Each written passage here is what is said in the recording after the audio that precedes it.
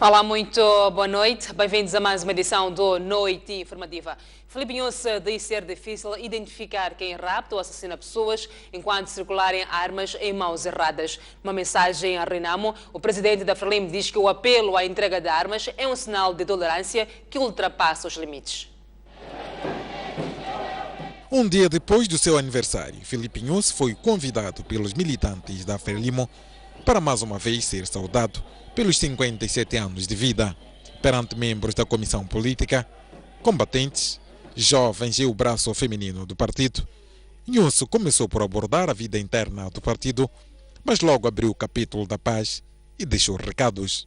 Diz que a circulação de armas está a agitar a população e acrescenta que é difícil esclarecer quem rapta e assassina pessoas. Se a arma está com o soldado, se a arma está com a polícia, a gente sabe de onde vem o tiro. Mas se a arma pode estar com camaradas que estão aqui, se a arma pode estar com pessoas que estão a beber no bar, se a arma pode estar com pessoas que estão na Assembleia, se a arma pode estar com algum partido político, dificilmente saberemos o tiro saiu de onde para atingir este ou aquele cidadão. Dificilmente saberemos quem rapta a outra pessoa. Numa mensagem a Renamo, o presidente da Frelimo disse que a gestão das armas nas mãos dos guerrilheiros de Dhlakama passou dos limites. Neste país, com o nível da tolerância que existe, não há motivos para pessoas andarem armadas. Não há. Só o fato de termos dito devolve a arma sozinho. Isso é tolerância e até que excede os limites. É essa tolerância que o povo já está a transbordar a paciência. Não podemos continuar a tolerar coisas que fazem mal ao povo próprio. Isso é a mesma coisa nesta cidade de Maputo. Fugir lá do parque que temos ali, um leão. Passar aqui a comer pessoas. É verdade que o leão tem que ser protegido lá no parque. Mas quando começa a comer pessoas, esse já não é leão para ser protegido. Filipe Inhosse quer ainda saber por que razão Afonso Dhlakama tem medo de desarmar os seus homens. O argumento sempre vai ser: eu não tenho confiança se o governo, se o polícia vai me proteger. O problema da confiança parte a partir da altura que você está armado. Ninguém tem certeza o que vai fazer com aquela arma. Aquela arma que você tem, para quê? Deixa a arma, depois solicita a segurança própria, se quiser, e vamos. Está claro que as pessoas estão a viver aqui na cidade. Saem de manhã, acompanham os filhos para a escola, para os que têm esse hábito. Outros vão conosco na Cristal, sentam, bebem uma cerveja e voltam para casa. Não acontece nada a essas pessoas. Qual é o medo que tem? O presidente da Frelimo lembra ainda a Renamo que na região austral de África não há nenhum país onde os partidos controlam armas. Ainda hoje, o presidente da Frelimo apelou às mulheres moçambicanas para que redobrem o seu empenho na promoção da paz e unidade nacional. Filipe Inhosse deixou esta exortação no arranque do 4º Congresso do OMM, que decorre na Matola. De olho nos próximos 5 anos, a Organização da Mulher Moçambicana, braço feminino da Frelimo, está reunida na cidade de Matola no 4º Congresso, 43 anos após a sua criação. Perante pouco mais de 800 mulheres, entre delegadas e convidadas, representando todas as províncias do país, o presidente da Frelimo abriu o Congresso, deixando exortações para a agremiação. Acreditamos que o Congresso é uma oportunidade para nos rejuvenescer e tornar a nossa organização uma caixa de ferramentas efetivas de promoção de paz, concórdia, unidade e progresso para a nação, pois a Frelimo é um partido de causas focado nas soluções para os problemas do povo. O Congresso vai culminar com a eleição dos novos órgãos sociais da organização, com destaque para o Conselho Nacional e Secretariado, cujos candidatos serão conhecidos esta quinta-feira. Filipe Inhosse disse esperar que do Congresso saiam órgãos sociais capazes de tornar a OMM cada vez mais coesa e unida em prol dos desafios do presente e do futuro. Queremos que neste Congresso saia uma liderança da OMM mais aberta, mais comunicativa, capaz de unir e dirigir os destinos da mulher. Uma liderança que lute pela igualdade de oportunidades e pela formação da mulher. Uma liderança que defenda a mulher no contexto do papel social que lhe cabe. A Frelimo quer uma OMM mais coesa e entrosada entre as gerações, onde a combatente transfere a sua experiência para as novas gerações. O 4º Congresso da OMM decorre sob o lema Mulher Moçambicana pela Unidade Nacional, consolidando a paz e o progresso. Além de delegadas nacionais, há ainda a participação de representantes de organizações femininas de alguns países de África e Europa. Membros da OMM consideram que a mulher já conquistou um espaço considerável na sociedade moçambicana, contudo dizem haver ainda desafios para os quais o Congresso deve definir estratégias para ultrapassá-los. O número de mulheres nos órgãos de poder e tomada de decisão tem estado a aumentar e, uma vez mais, queremos reafirmar perante si, camarada presidente, a nossa enorme satisfação pela recente nomeação de administradoras distritais, que pela primeira vez atingiu a cifra de 33% do total de administradores distritais. Efetivamente houve avanços. Agora, neste processo pode ter havido alguns problemas que não tinham permitido, se calhar, avanços consideráveis. Ou se calhar nem houve, mas temos que avaliar ouvindo camaradas que vêm de todas as províncias. Temos que aproveitar as possibilidades de homens e mulheres a trabalhar para, efetivamente, encontrar a melhor fórmula de empoderar a mulher para o bem do país. Nós temos muitos desafios pela frente, que é pôr a organização a crescer cada vez mais, que é trazer toda a mulher que ainda está fora, que ainda tem dúvida, que a OMM é uma força muito grande e bem organizada. Mais de 3.000 alunos do distrito de Moatize não estão a estudar devido aos confrontos militares entre as forças de defesa e segurança e supostos homens armados da Renamo. São no total 7 escolas que se ressentem da falta de alunos no distrito de Moatize, 3 dias após a abertura do ano letivo 2016. A situação é descrita como sendo mais preocupante na zona de Condedzi, onde registram-se confrontos entre forças governamentais e homens armados da Renamo. Naturalmente, se há pessoas que se deslocam, naturalmente são pais encarregados de educação, não iriam de forma alguma deixar as suas crianças no abandono. Deslocaram-se levando consigo as suas crianças. Nós estamos com uma média de 3.000 crianças que não estão neste momento a frequentar a escola. A diretora provincial de Educação e Desenvolvimento Humano de Tete confirmou ainda que mais de 4.000 pessoas encontram-se refugiadas no Malawi devido aos confrontos militares. Houve uma pequena desestabilização, que é o normal, quando o medo se instala em alguma comunidade, neste caso estamos a falar da zona de Moatize, Condesse, houve uma pequena desestabilização que criou um certo medo na população e esta população, estas comunidades abandonaram estas zonas. Porque a zona onde se instalou esta instabilidade é próxima da fronteira com o vizinho Malau. Nós queremos acreditar que uma parte desta população esteja concentrada no vizinho Malau. O Governo Central anunciou esta terça-feira o envio para Malawi de uma missão de alto nível para se inteirar da situação de refugiados moçambicanos naquele país. Familiares, amigos e dezenas de condutores de chopelas bloquearam hoje parte da Avenida Alfredo Lolli, na cidade da Beira, exatamente no local onde, na manhã do passado domingo, um agente da polícia baleou mortalmente um jovem. Os manifestantes exigem justiça.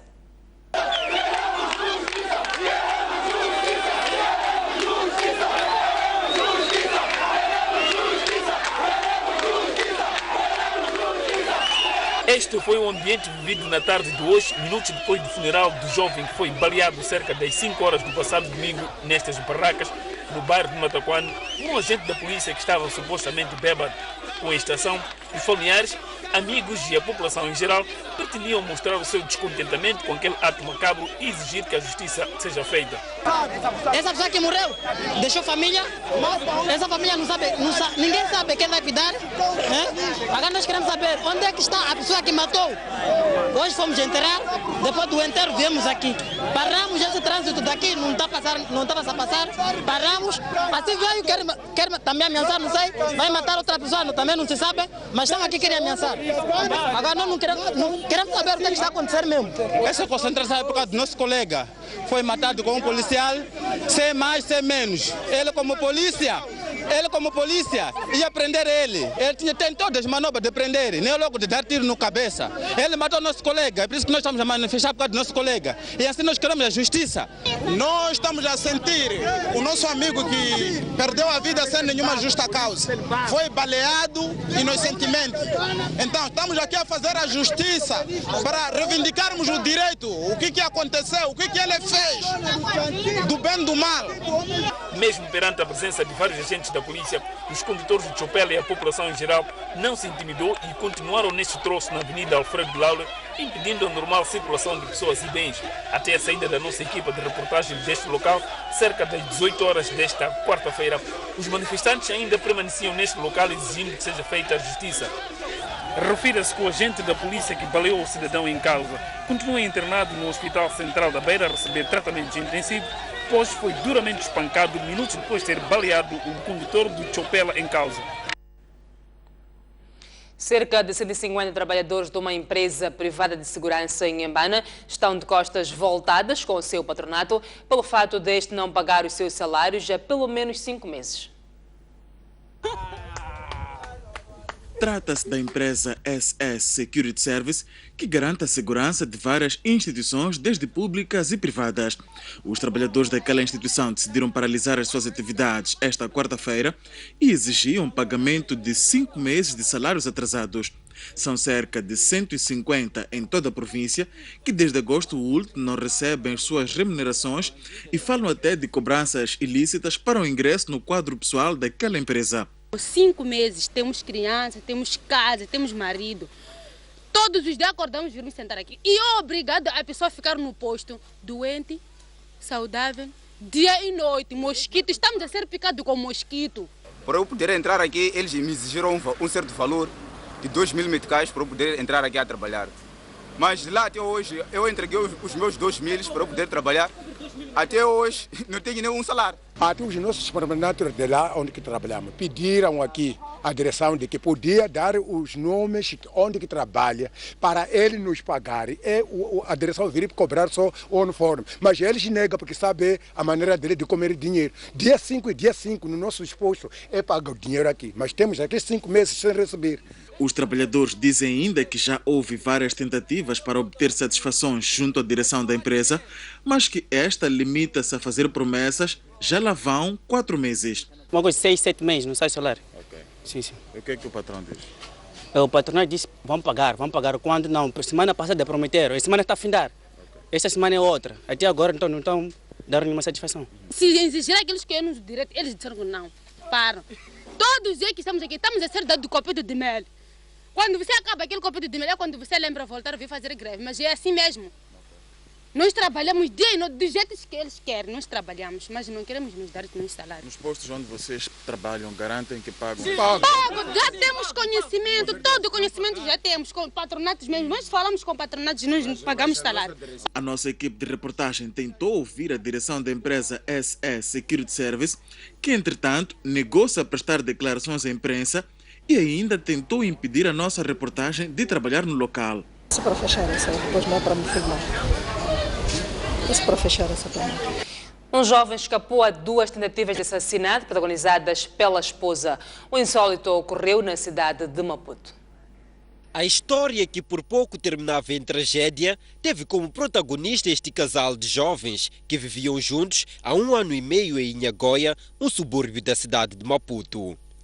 Uma suspeita de traição levou o marido a exigir a separação. Mas inconformada, a jovem foi aos extremos. Primeiro trancou o marido na casa e de seguida ateou fogo. A vítima conseguiu arrombar a porta, mas não escapou à facada da esposa que o aguardava do lado de fora. Dali ela me pega de novo para dentro, diz que não, vamos conversar. Eu disse, ok, tens que me dar tempo, eu não me sinto bem, porque você é a pessoa que você beijou. É meu amigo, é meu colega, todo momento eu me encaro com ele. Então ela diz que nada, não sei o que, foi sem querer, não sei o que. Dali, quando ela sai, quando sai foi trancar a porta. Eu disse, abre a porta, porque aqui dentro está a cheirar petróleo. Ela, no momento que ela foi abrir a porta, foi trancar a porta com aquela garrafa de petróleo, vem atirar por fora do coso, da janela. Dali, incendiou, eu estando lá dentro. Eu consegui arrombar a porta, saí pedindo socorro, vieram vizinhos, apagaram o fogo. No momento que eu saí, enquanto ainda éramos 2 pessoas, ela vem da minha atrás, eu estava a correr, vem a minha atrás, e quando me espeta essa faca aqui no coso, eu consegui tirar, logo saí fora. Vizinhos vieram ali socorreram, eu fui no hospital. A agressora foi neutralizada pelos vizinhos que a entregaram à polícia. Em entrevista à STV, ela confessa o crime, mas sublinha que agiu em desespero. Já eu gosto muito dele, não aceitei a separação. Agi no momento de desespero. Daí eu não aceitei. Incendiei a casa. Foi as bombas comprar petróleo com consciência que vai incendiar a casa? Sim. O que tinha na casa? Queimou tudo? Não. O que queimou? Televisor apenas e decoder da BTV. A agressora está detida na 16ª Esquadra da Polícia no bairro 25 de Junho, enquanto aguarda pela tramitação do processo. Um agente da polícia em Nampula está detido, acusado de alugar a sua própria arma. Trata-se de um polícia com mais de 20 anos de carreira. A Polícia da República de Moçambique não avançou o nome, mas confirmou a detenção de um membro da corporação com a patente de sargento, acusado de fornecer armas de fogo não especificadas a grupos de criminosos que aterrorizavam, apoderando-se de diversos bens em diferentes pontos da província de Nampula. Trabalhava numa nossa subunidade vital aqui dentro e, infelizmente, era colaborador com uma ala de bandidos. É um sargento da polícia, efetivo do comando provincial.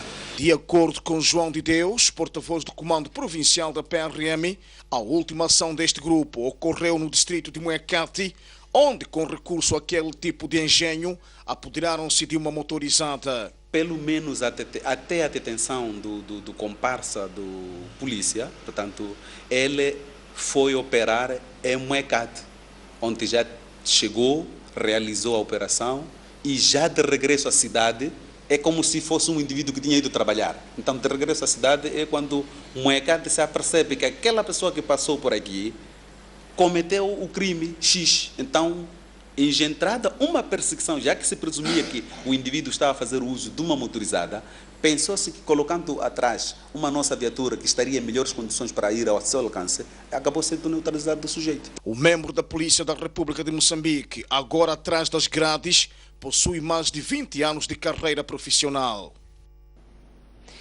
O Banco Africano de Importações e Exportações tem 500 milhões de dólares para financiar projetos no país, nos setores da agricultura, turismo e energia. Entretanto, o banco registra fraca adesão ao crédito, apesar das necessidades de financiamento do país. O valor foi anunciado pelo representante do Banco Africano de Importações e Exportações num fórum empresarial coorganizado pela Instituição Pan-Africana e o Banco de Moçambique. No total, são 500 milhões de dólares colocados à disposição de investidores públicos e privados, mas o valor pode ser aumentado em caso de necessidade. Este é o pacote, mas se o projeto for acima deste montante, criaremos um sindicato envolvendo várias instituições, falo de bancos internacionais, em que juntos podemos financiar as operações em grandes projetos. Já fizemos isto em 20 países, onde os projetos atingiram 2 bilhões de dólares. E chegamos a financiar. O Banco de Moçambique, sócio do Banco Africano de Exportações e Importações desde 1993, lamenta a fraca adesão ao crédito deste banco por parte dos potenciais investidores públicos e privados nacionais. A administradora do Banco Central, Joana Matsombe, considera que esta seria uma boa alternativa de financiamento para alavancar as empresas nacionais e contribuir para o aumento das exportações. Não obstante Moçambique ser acionista de classe A, até o presente momento faz parte dos países que recorrem aos recursos oferecidos pela Afreximbank ainda de forma tímida, existindo neste momento apenas 4 instituições que já beneficiaram de financiamento desta instituição, o que totaliza cerca de 90 milhões de dólares. Presentes no encontro, os agricultores pediram ao Banco Pan-Africano soluções inovadoras de crédito ao setor e que não tenham os elevados riscos como uma barreira. As instituições financeiras devem estudar, devem ir ao terreno, devem investigar, devem pesquisar, mas eles estão estáticos naquela de que não pode financiar porque é uma atividade de alto risco. Então, eles estudaram, têm que encontrar a forma de ultrapassar alto risco. O Fórum Empresarial termina esta quinta-feira, dia em que serão detalhados aos interessados os requisitos para o acesso ao financiamento. Um total de 24 candidatos concorrem para 14 vagas de juízes eleitos nos Tribunais Superiores de Recurso da Beira e de Nampula e para o Tribunal Supremo. A primeira comissão da Assembleia da República esteve reunida hoje para analisar as candidaturas. Ao todo, foram 26 candidatos que submeteram candidaturas para 14 vagas de juízes eleitos dos Tribunais Superiores de Recurso da Beira e de Nampula e do Tribunal Supremo. Na avaliação das candidaturas, a Comissão dos Assuntos Constitucionais, Direitos Humanos e de Legalidade excluiu 2 candidatos. Os 2 candidatos que não reúnem é requisito de idade, têm idade inferior a 30 anos. Temos candidatos de longe superiores ao número das vagas disponíveis. Por acaso estamos satisfeitos com o facto de ter havido muita participação, muitos candidatos para estas vagas de juízes eleitos. Significa que a consciência jurídica da sociedade está a crescer cada vez mais. Os juízes eleitos intervêm em matérias de fato e desempenham um papel fundamental, sobretudo nos julgamentos de primeira instância. O juiz eleito, ele participa no processo de julgamento para se debruçar sobre a matéria de facto, isto é, para os casos em que é preciso uma ponderação, um certo equilíbrio, é preciso tomar em consideração um certo bom senso, ou tomar em consideração certos valores culturais, sociais e morais. Na próxima segunda-feira, segue-se a audição dos 24 candidatos antes da sua eleição pelo plenário da Assembleia da República, marcada para quinta-feira. O jornal O País tem estado a sair tarde nos últimos dias devido a uma avaria grossa na gráfica onde é impresso.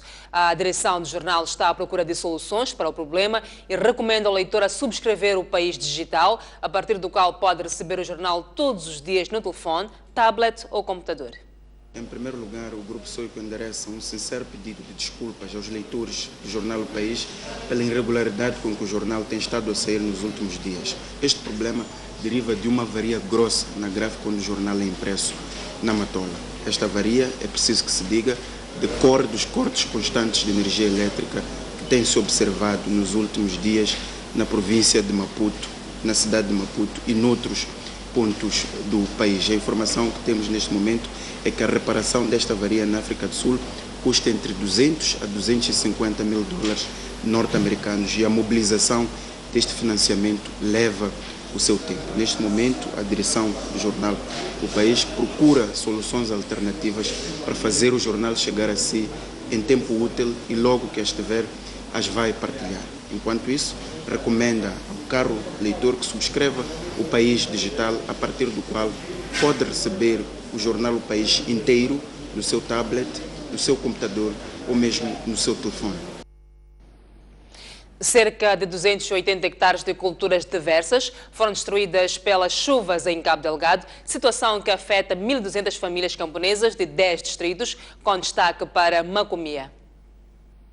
De outubro do ano passado a esta parte, as chuvas inundaram em Cabo Delgado um total de 521 hectares de culturas diversas, tendo desse número sido perdidos os cerca de 280 hectares, com enfoque para as áreas de cultivo de milho, arroz e feijões. As famílias afetadas são de 10 distritos, com destaque para Macomia, Montepuez, Muidumbe e Mecufe, que tiveram maiores áreas perdidas. Temos já traçado cenários para a agricultura, nas diversas culturas aqui da nossa província, e temos inclusive já definido um orçamento para que possamos incentivar e aumentar a produção, porque esperamos naturalmente que estes momentos de chuva não sejam apenas momentos considerados catastróficos, mas que sejam um momento de oportunidade para o aumento da produção aqui ao nível da província de Cabo Delgado.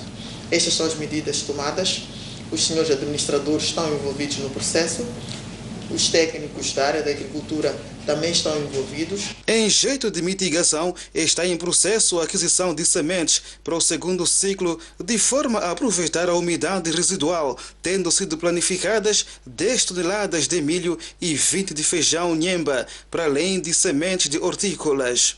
Já se vai fazer o concurso para a compra de sementes da segunda época, para que os camponeses possam naturalmente continuar com as suas culturas. Todavia, tendo em conta que a nossa província é a província que neste momento, no contexto global das outras províncias, e que tem naturalmente registrado chuvas e precipitações, ao nível do governo provincial, nós traçamos um plano de melhor gestão dos recursos hídricos. Ao nível dos distritos, foi possível fazer o levantamento de represas e locais onde é possível acumular água para posterior uso na agricultura, uso em termos de água tratada e também para o abeberamento do gado. A perda de áreas de cultivo devido às inundações nas bacias hidrográficas de Cabo Delgado coloca as famílias afetadas em iminência de serem assoladas pela fome. Mais de 156 mil crianças em Tete estudam sentadas no chão por falta de carteiras. Esta é uma notícia para acompanhar após o intervalo.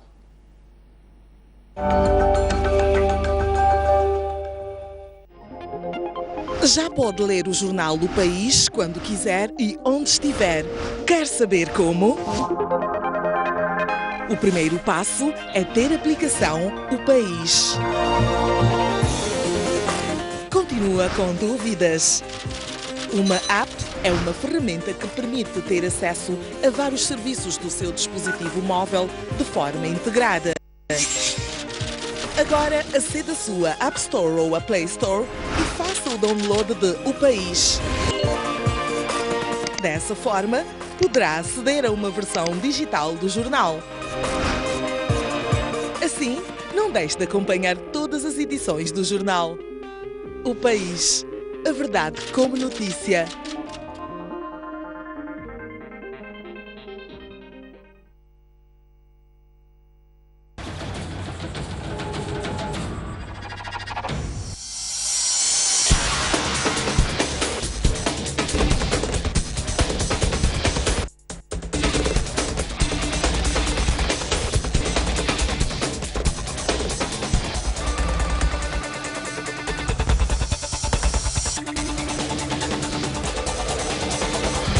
STV também é desporto.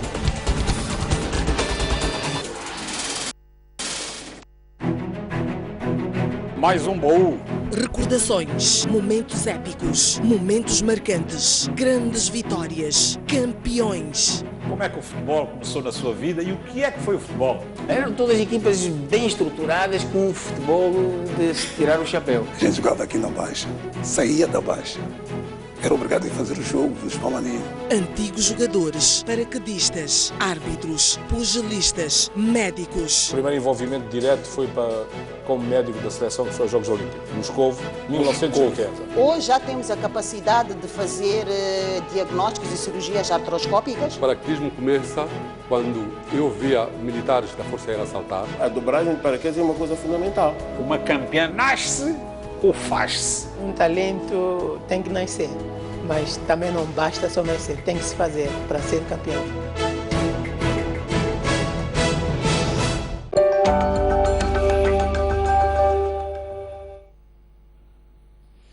Perto de 3.000 pessoas ficaram desalojadas em janeiro deste ano na província de Cabo Delgado devido à destruição das suas casas em 9 distritos, incluindo a cidade de Pemba.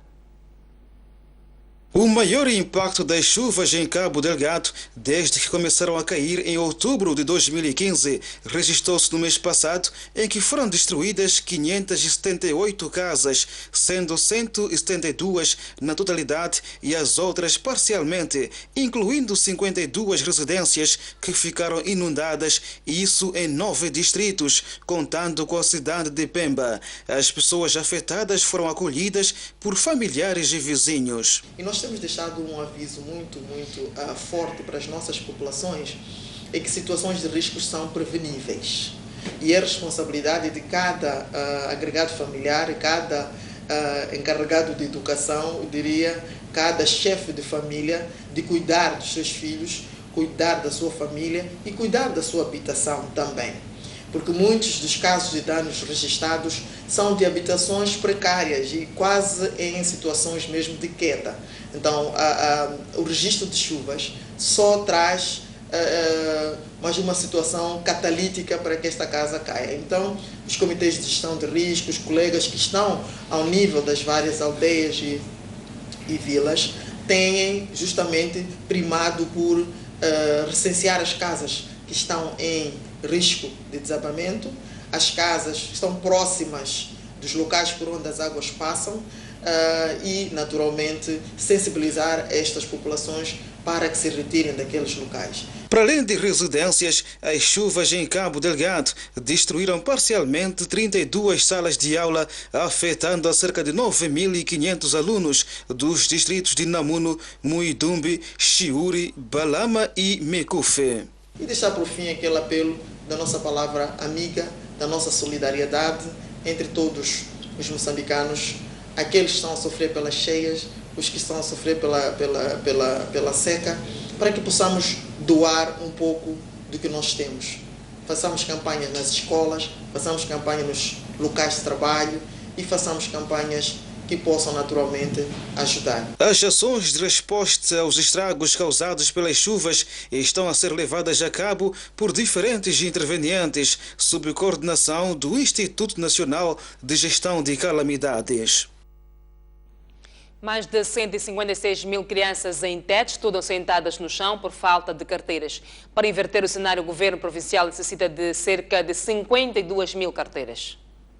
Nós temos uma necessidade a nível da província, em termos de carteiras, de 52.000 carteiras. Esta que é a necessidade, mas este número nós estamos a falar porque há duas condições que nós temos que avaliar em termos de necessidades. Nós temos salas de aulas preparadas para acolher carteiras. Então, em termos de salas convencionais preparadas para acolher carteiras, nós teríamos uma necessidade de 32.000 carteiras. Neste preciso momento, se quiséssemos, se aparecesse um parceiro que nos pudesse oferecer, disponibilizar carteiras, nós neste momento estaríamos em condições de acolher 32.000 carteiras. Mas temos outras crianças que estudam fora de carteiras, então, porque estão acomodadas em locais que não oferecem condições para lá enquadrar as carteiras. Portanto, seriam necessárias 19.000 carteiras numa situação de nós construirmos, no momento, 787 salas. Mais de 1000 trabalhadores do Ghana saíram às ruas da capital para protestar contra o aumento do custo de vida. As manifestações surgem após negociações falhadas com o governo para a redução do que chamam de preços insuportáveis e altos impostos. Usando faixas vermelhas e carregando cartazes, os manifestantes gritavam slogans antigovernamentais enquanto marchavam pacificamente, escoltados por dezenas de agentes da polícia. A manifestação, organizada pelo Sindicato Nacional, surge depois de falharem as negociações com o governo para reduzir os encargos. Em dezembro, a Comissão de Regulamentação dos Serviços de Utilidade Pública subiu os preços da eletricidade em 59,2% e de água entre 69% e 89%, dependendo do uso. O governo argumentou que os aumentos foram cruciais para tornar o setor da energia competitivo como parte dos planos para resolver a crise de energia elétrica que o país enfrenta há 3 anos. Aliás, a crise energética paralisou indústrias e fez com que o governo ficasse impopular antes das eleições marcadas para este ano. O Ghana, um grande exportador de recursos minerais, assinou um programa de ajuda há 3 anos com o Fundo Monetário Internacional em abril para corrigir a sua economia, marcada por déficits, dívida pública e inflação alta. Alguns manifestantes condenaram o governo por se inscrever para o negócio do FMI, alegadamente por provocar o aumento das dificuldades da cidadania. O governo tem estado também a ser confrontado com críticas da opinião pública devido ao agravamento dos problemas econômicos. Dirigindo-se aos manifestantes, o ministro das Relações de Emprego e Trabalho, Haruna Idrisso, disse que as demandas sindicais são difíceis de encontrar e lembrou aos manifestantes que o governo estava fazendo o melhor que pôde. O ex-comandante do Exército de Resistência ugandês é acusado de sequestrar crianças para serem violadas, escravizadas ou mesmo treinadas como soldados em sua longa campanha contra o governo do Uganda.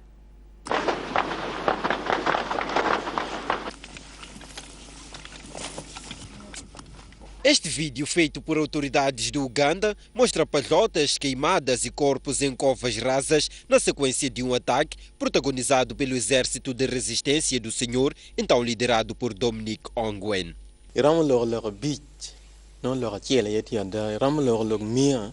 O ex-comandante do Exército de Resistência Senhor, que está a ser ouvido por promotores internacionais, é acusado de sequestrar crianças para torturá-las de várias formas, forçá-las a carregar bens saqueados das comunidades e matá-las caso não conseguissem andar rápido o suficiente. Hoje, prestes a enfrentar um julgamento, Dominic Ongwen é um soldado criança que subiu na hierarquia do grupo rebelde de Joseph Kony, que também enfrentou acusações de morte de civis, crimes de guerra e contra a humanidade no Tribunal Penal Internacional em Haia, na Holanda. Durante a audiência, Ongwen, nascido em 1975, estava visivelmente pouco à vontade em um ambiente muito diferente daquele em que passou a maior parte da sua vida desde que foi sequestrado com 10 anos de idade. Entretanto, Ongwen nega todas as acusações de que pesam sobre ele e diz mesmo que não há necessidade de ouvi-las. O Ministério Público diz que Ongwen contribuiu significativamente para ataques em 4 campos de deslocados, nos quais civis foram vítimas de campanhas sangrentas. Vários outros membros indiciados do grupo, que se levantou contra o presidente do Uganda no final de 1980, são considerados mortos. Um erro humano poderá estar na origem da colisão entre os 2 comboios, que matou 10 pessoas e deixou outras 81 feridas na Alemanha. Outras hipóteses apontam para um erro no sistema de mudança de via. 2 hipóteses podem explicar as razões da terça-feira negra que os alemães viveram esta semana, em véspera da Quaresma. Um funcionário do posto de controle de tráfego ferroviário pode ter desativado o sistema automático de sinalização, afirma uma cadeia de comunicação social, citando fontes próximas do inquérito. A agência de notícias DPA, que citou uma fonte segura, afirmou que também o acidente se deveu a um erro humano, mas precisou não ter ainda sido determinada a pessoa ou pessoas implicadas. Contactada pela agência France Press, a direção regional da polícia escusou-se a fazer qualquer comentário. A colisão aconteceu cerca das 7 horas locais, 4 horas em Maputo, e fez uma dezena de mortos e 81 feridos no estado de Baviera, cerca de 60 quilômetros da cidade de Munique. De acordo com o ministro dos Transportes alemão, as pistas do problema técnico ou do erro humano estão sendo estudadas, mas já a segurança naquela linha férrea era garantida por um sistema que força a travagem dos comboios para evitar qualquer colisão. A RND indicou que a sinalização automática foi desativada para deixar passar um comboio atrasado, ou seja, a primeira composição implicada no acidente. O Desportivo de Nacala recuou na sua decisão e fixou em 80 mil meticais a taxa de uso do campo da Bela Vista, uma redução de 20 mil meticais quando comparado com o valor inicialmente anunciado. Ainda assim, o Ferroviário de Nacala considera o valor incomportável, pelo que decidiu realizar os seus jogos do Moçambola na cidade de Nampula. O Desportivo de Nacala decidiu reavaliar a sua decisão e fixar o valor de 80 mil meticais por jogo contra os 100 mil que tinham sido inicialmente propostos pela direção do clube e a massa associativa. Mesmo sem querer gravar a entrevista, Mohamed Munir, presidente do Desportivo, deu a conhecer na ocasião que a sua direção decidiu baixar o valor inicial para o bem dos dois clubes e aponta o custo de manutenção do piso do sintético da Bela Vista como a principal causa do agravamento das taxas do uso deste recinto desportivo que beneficiou de obras de arrelvamento em 2013. Temos que agravar porque, para fazer face a manutenção do próprio campo. Vou repetir aqui, a manutenção do próprio campo, porque é um campo relevado sintético, que já vai ao seu 3º ano e a duração é de 5 anos. Então, temos que tentar puxar mais para manter. Naturalmente, a direção reuniu, tanto já ao longo de uma semana que estamos a reunir, e ontem chegamos a um consenso que em jogos de Moçambola, portanto, passaremos a cobrar 80 mil meticais. Em jogos da Taça BNI, portanto, é cerca de metade, estamos a falar de 40 mil meticais. E em jogos particulares, atinente ao nível de receita que é coletado, passaríamos para 20 mil meticais. Como sabem, que nós vínhamos pagando a preço de 45 mil jogos oficiais e 10 mil meticais jogos amigáveis.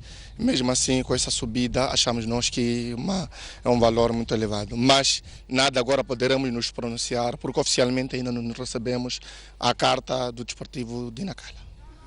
Mas se for verdade, esses valores? Caso seja verdade, nesses valores de 80 mil, nós como direção teremos que reunir, analisar, e caso não for dentro das nossas capacidades, teremos que recorrer ao plano B, que é tentarmos fazer jogos em Nampula. O administrador de Nacala considera demasiado elevado o valor ora anunciado pela direção do Desportivo e promete reunir nos próximos dias as duas direções no sentido de encontrar uma saída pacífica para o bem do futebol local. São valores altos. Tenho informação que no ano passado o Ferroviário desembolsava cerca de 45 mil. Pode haver um certo agravamento, isso é normal, mas que essa fasquia ainda continua muito alta para a equipa do Ferroviário. E penso que passando por uma negociação de uma sentada entre as duas equipas, eu penso que sempre vão chegar a um consenso. O valor é alto, se for 80. Este é um caso que poderá fazer correr muita tinta nos próximos dias, visto que o governo, assim como o Clube Ferroviário de Nacala, que já equaciona a possibilidade de realizar os seus jogos na cidade de Nampula, consideram proibitivo o valor ora anunciado.